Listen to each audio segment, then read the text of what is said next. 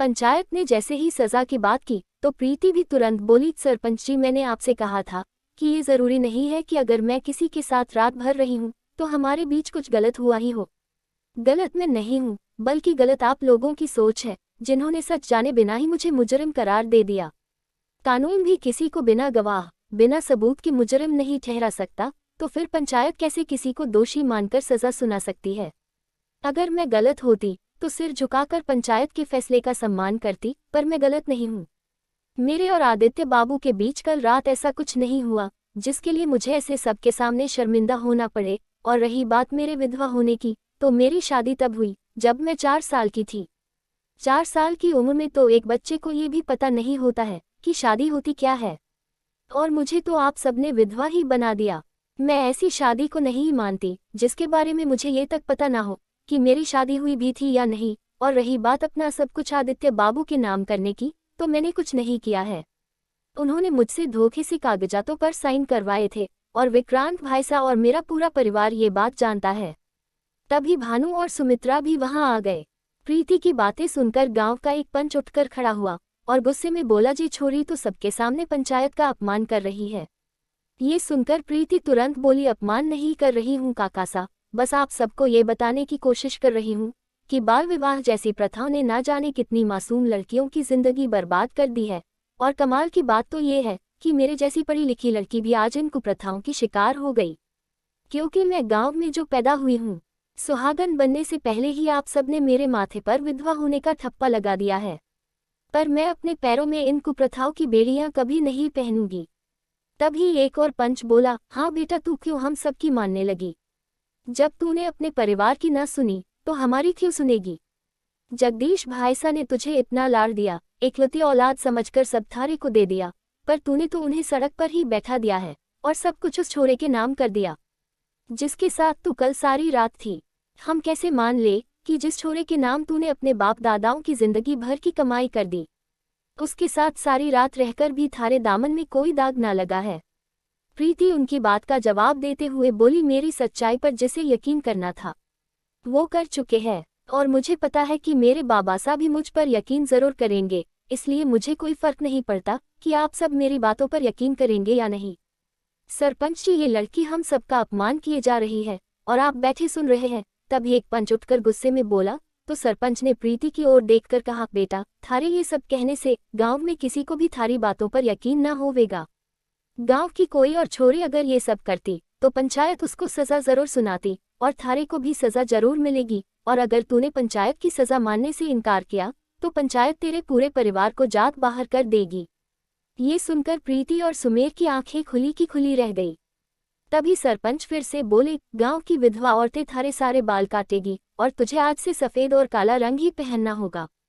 थारे को पूरे 1 बरस तक अपने परिवार से अलग गांव के बाहर बनी झोपड़ी में रहना होगा, और तू बिना मिर्च मसाले वाला सादा खाना ही खावेगी। ये सुनकर गंगा रोने लगी, पारो की आंखों में भी आंसू आ गए। तभी ठाकुर भानु प्रताप आगे आकर बोले, प्रीति को ऐसा कुछ करने की जरूरत नहीं है, क्योंकि वो हमारी होने वाली पत्नी है और हमें हमारी होने पत्नी पर पूरा भरोसा है। उनके इतना कहते ही सबकी आंखें खुली की खुली रह गई। गंगा बिना कुछ कहे भानु की ओर देखने लगी। सुमेर भी प्रीति की ओर देखने लगा, तो भानु फिर से बोले, हाँ सरपंच जी, बड़े ठाकुर ने तीर्थयात्रा पर जाने से पहले प्रीति और हमारा रिश्ता तय कर दिया था। बस शादी उनके आने के बाद होने वाली थी, पर उसके पहले ही ये सब हो गया। अगर हमारे समाज में बाल विवाह और विधवाओं को समाज से बहिष्कृत करने की प्रथा है, तो विधवा विवाह की भी प्रथा है। हमें न प्रीति के विधवा होने से कोई फर्क पड़ता है और न ही उसके कल सारी रात किसी और के साथ रहने से, क्योंकि हमें हमारी होने वाली पत्नी पर पूरा भरोसा है। ये सब सुनकर गांव के लोग फिर से आपस में बातें करने लगे। भानु फिर से बोले, अब हमें नहीं लगता कि आपको प्रीति को कोई भी सजा सुनाने का हक है, क्योंकि अब आपके पास उन्हें सजा देने की कोई वजह नहीं बची है। ये सुनकर सरपंच ने प्रीति से पूछा, बेटिया क्या ये सच है? जी, मेरी शादी ठाकुर साहब से तय हो चुकी है, प्रीति ने सिर झुकाकर जवाब दिया। तो गंगा, पारो और सुमेर उसे हैरानी से देखने लगे। भानु के चेहरे पर तीखी सी मुस्कुराहट आ गई और वो एक बार फिर बोले, और अगर आपको फिर भी कोई संदेह है तो हम कल ही प्रीति से शादी कर लेते हैं, वो भी सबके सामने। इतना कहकर भानु ने प्रीति से पूछा, आपको कल ही हमसे शादी करने में कोई एतराज तो नहीं है ना प्रीति? वो क्या है कि हमारे पास ज्यादा वक्त नहीं है। प्रीति ने भानु की ओर देखा और फिर अपने परिवार की ओर देखकर आहिस्ता से बोली, जी नहीं, मुझे कोई ऐतराज नहीं है। उसका जवाब सुनकर भानु मुस्कुराने लगे। तभी सरपंच मुस्कुराते हुए बोले, ठाकुर साहब आप बहुत अच्छे इंसान हैं। आज अगर आप इन हालातों में इस छोरी का हाथ ना थामते तो हमें मजबूरी में इस छोरी को सजा देनी होती। पूरा गांव बड़े ठाकुर और जगदीश भाई जी की बड़ी इज्जत करे है, उनका भी मान रह जावेगा। हम कोई महान इंसान नहीं है सरपंच जी, हमने जो किया वो बस हमारा फर्ज समझकर किया। इनके भाई साहब विक्रांत हमारे दोस्त है और हम उनकी और उनके परिवार की दिल से इज्जत करते हैं, इसलिए हमें और हमारी मासा को इस शादी से कोई ऐतराज नहीं है। भानु की ये बातें सुनकर गंगा और सुमेर एकटक प्रीति को देखे जा रहे थे, पर प्रीति बिना कुछ कहे जमीन की ओर देख रही थी। केसर ये सब सुनकर मन ही मन बहुत खुश हुई। तभी सरपंच आगे आए और उन्होंने वही खड़ी सुमित्रा से पूछा, बाईसा सब कुछ आपकी आंखों के सामने है, इसलिए पंचायत आपसे ये जानना चाहे है कि आपको इस छोरी से अपने बेटे का ब्याह करवाने में कोई एतराज तो न है। सरपंच के सवाल सुनकर सुमित्रा ने प्रीति की ओर देखा और फिर भानु की ओर देखने लगी। फिर वो कुछ पल सोचकर उदास होकर बोली, नहीं मारे को कोई ऐतराज ना है। भानु की खुशी छिपाए नहीं छिप रही थी। वो अपनी माँ के पास आए। तो जाइए मासा, शादी की तैयारियां शुरू कीजिए। इतना कहकर भानु ने केसर और गंगा की ओर देखा और बोले, आप लोग चिंता मत करिएगा, शादी का सारा इंतजाम हम खुद करवा देंगे और इस शादी में सारे गांव को हम निमंत्रण देते हैं। कल हमारी शादी में आप सब अपने पूरे परिवार के साथ जरूर पधारिएगा। ये सुनकर सारे गांव वाले बहुत खुश हुए, पर गंगा अभी भी प्रीति को एकटक देख रही थी। तभी प्रीति ने उनकी बांह पकड़ी और उन्हें घर के अंदर ले आई। पारो, सीता और बाकी सब भी उसके पीछे ही अंदर आ गए। गंगा अभी भी उसे ही देख रही थी। उनका परेशान चेहरा देखकर प्रीति बोली, ऐसे मत देखिए माँ, इस वक्त हमारे पास और कोई रास्ता नहीं है। सिर्फ ठाकुर साहब बाबासा को छुड़ाने के लिए इतनी बड़ी रकम दे सकते हैं और भाईसा को भी वही वापस ला सकते हैं। बदले में उनकी यही शर्त है कि मैं उनसे शादी कर लूं। ये सुनकर गंगा बेसुध होकर जमीन पर बैठ गई। सीता ने तुरंत उन्हें सहारा दिया। तभी सुमेर ने गुस्से में उसकी बांह पकड़ी और पूछा, तू पागल हो गई है क्या प्रीति? ठाकुर साहब अच्छे इंसान नहीं है, तू उनके साथ कभी खुश नहीं रहेगी। बहुत ही घटिया आदमी है वो। आज ही उसने हमारे गांव की एक लड़की के साथ जबरदस्ती करने की कोशिश की थी।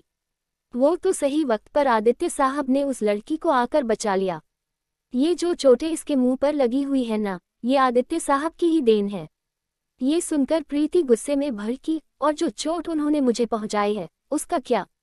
सुमेर सोच में पड़ गया। प्रीति फिर से बोली, उन्होंने जो हमारे साथ किया है ना सुमेर, उसे धोखा कहते हैं। आज उनकी वजह से हम बेघर हो गए हैं। आज उनकी वजह से मुझे बाबासा को बचाने के लिए ठाकुर साहब से शादी करनी पड़ रही है। मैं उन्हें कभी माफ नहीं करूंगी सुमेर, क्योंकि मैं उनसे इतनी नफरत करती हूँ जितनी आज तक किसी ने किसी से ना की हो। प्रीति की बातें सुनकर सुमेर ने उसकी दोनों बाहें पकड़ी और उसे समझाते हुए बोला, प्रीति मैं रुपयों का इंतजाम करता हूँ, मुझ पर भरोसा रख। मैं काकासा को कुछ नहीं होने दूंगा और तुझे ठाकुर साहब से भी शादी करने की कोई जरूरत नहीं है। बता तुझे कितने रुपये चाहिए? 20 करोड़, प्रीति सुमेर की ओर देखकर बोली। इतनी बड़ी रकम का नाम सुनकर सुमेर हैरानी से प्रीति को देखने लगा और भैरव उसे 20 करोड़, किडनैपरों ने 20 करोड़ मांगे हैं? सुमेर ने पूछा। तो प्रीति ने जवाब दिया, हाँ। सुमेर और भैरव एक दूसरे का मुंह देखने लगे। सुमेर मन ही मन बोला, इतनी बड़ी रकम इस गांव के इंसान से मांगने वाला कोई किडनैपर कैसे हो सकता है? क्योंकि गांव में किसी के पास इतना रुपया हो, ये लोगों के लिए यकीन कर पाना ही मुश्किल है। तो काकासा को किडनैप करने वालों को पता कैसे चला कि काकासा के पास इतनी दौलत है? हो ना हो कोई बहुत बड़ी गड़बड़ है। सुमेर ये सब सोच ही रहा था कि तभी प्रीति ने पूछा, क्या हुआ सुमेर, तूने जवाब नहीं दिया? सुमेर कोई जवाब नहीं दे पाया। तो प्रीति मुस्कुराते हुए बोली, सुमेर इतनी बड़ी रकम का इंतजाम करना तेरे बस की बात नहीं है। सुमेर गुस्से में बोला, हाँ नहीं कर सकता, पर काकासा को किसने और क्यों किडनैप किया है ये पता लगाकर उन्हें मैं तेरी शादी होने से पहले वापस जरूर लेकर आऊंगा। ये वादा है मेरा तुझसे, मेरे जीते जी तेरी जिंदगी बर्बाद नहीं हो सकती। मैं तेरी शादी उस घटिया इंसान से कभी नहीं होने दूंगा। चल भैरो। इतना कहकर सुमेर गुस्से में वहां से चला गया। भैरो भी उसके पीछे ही चल दिया। उसकी बातें सुनकर वीर मन ही मन बोला, कहीं ये सुमेर, विक्रांत और ठाकुर साहब के प्लान पर पानी ना फेर दे। मुझे जाकर ये सब ठाकुर साहब को बताना होगा, वो ही इस सुमेर का कुछ इंतजाम करेंगे। वीर बिना किसी से कुछ कहे चुपचाप वहां से निकल लिया। बसक परेशान होकर प्रीति से बोले, बिटिया तू मालकिन को सामने वाले कमरे में ले जा, मैं तेरी काकीसा को मंदिर से लेकर आता हूँ और सबके लिए गर्मा गर्म खाना बनवाता हूँ। प्रीति ने गंगा को जमीन से उठाया और बिना कुछ कहे उन्हें कमरे में ले गई।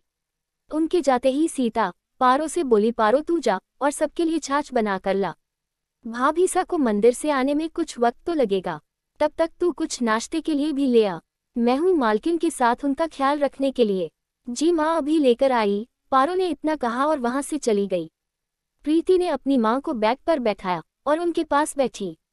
गंगा अभी भी बिना कुछ कहे चुपचाप एकटक सामने दीवार की ओर देख रही थी।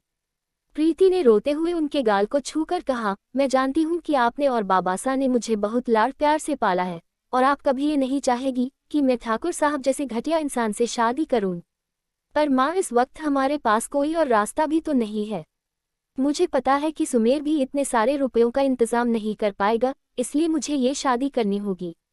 आप मेरी फिक्र मत करिए, मुझे ठाकुर साहब जैसे इंसानों से निपटना बहुत अच्छे से आता है। इस वक्त बाबासा की जान बचानी है मुझे। बचपन से लेकर आज तक आप दोनों ने मेरे लिए बहुत कुछ किया है और शायद ठाकुर जी अब ये चाहते हैं कि मैं आप दोनों के लिए कुछ करूं, तो प्लीज माँ मुझे ये शादी करने दीजिए प्लीज। पर गंगा कुछ नहीं बोली तो प्रीति रोने लगी। उसने अपनी माँ की हथेली थामकर कहा, माँ प्लीज ऐसे चुप मत रहिए, मुझसे बात तो करिए। अगर मुझसे नाराज हो तो मुझे डांट लीजिए, चाहे तो मार भी लीजिए, मैं कुछ नहीं कहूंगी, पर मुझसे बात तो करिए। गंगा कुछ नहीं बोली। तभी सुमित्रा वहां अपनी 2 नौकरानियों के साथ आई और बोली, प्रीति हम आपके लिए हल्दी मेहंदी और शादी का जोड़ा लेकर आए हैं। सुमित्रा की आवाज सुनकर प्रीति ने पलटकर उनकी ओर देखा तो वो आगे आई और उन्होंने अपनी एक नौकरानी के हाथ से थाल लेकर प्रीति को देते हुए कहा, ये आपकी शादी का जोड़ा और गहने हैं, कल आपको यही पहनना है। इसमें हल्दी और मेहंदी में पहनने के लिए कपड़े और गहने भी है। प्रीति ने आंखों में आंसू लिए और बिना कुछ कहे थाल ले ली। सुमित्रा ने दूसरी नौकरानी के हाथों से थाल लेकर केसर को देते हुए कहा, वैसे हम इस शादी से बिल्कुल खुश नहीं हैं और ये भी नहीं चाहते कि कल ये शादी हो, पर अपने बेटे की जिद के आगे मजबूर है हम। खैर अब जब ये शादी हो ही रही है तो रस्में भी निभानी पड़ेगी। प्रीति की मेहंदी की रस्म के लिए बाहर हमारे नौकर तैयारियां कर रहे हैं, प्रीति को जल्दी से तैयार करके बाहर ले आइए। ये सुनकर प्रीति तुरंत बोली, किसी भी रस्म को निभाने से पहले मैं ठाकुर साहब से मिलना चाहती हूँ। सुमित्रा के साथ केसर भी उसे हैरानी से देखने लगी। प्रीति फिर से बोली, मैं अपना वादा तभी निभाऊंगी जब ठाकुर साहब अपना वादा निभाएंगे, जब तक वो अपना वादा नहीं निभा देते मैं शादी की कोई रस्म नहीं निभाऊंगी। सुमित्रा कुछ पल सोचकर बोली, ठीक है चलिए हमारे साथ।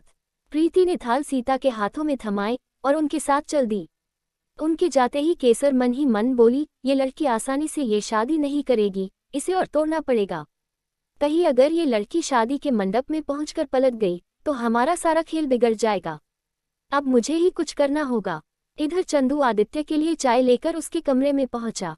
आदित्य परेशान होकर बेड पर बैठा प्रीति की पायल हाथ में लिए उसके बारे में सोच रहा था।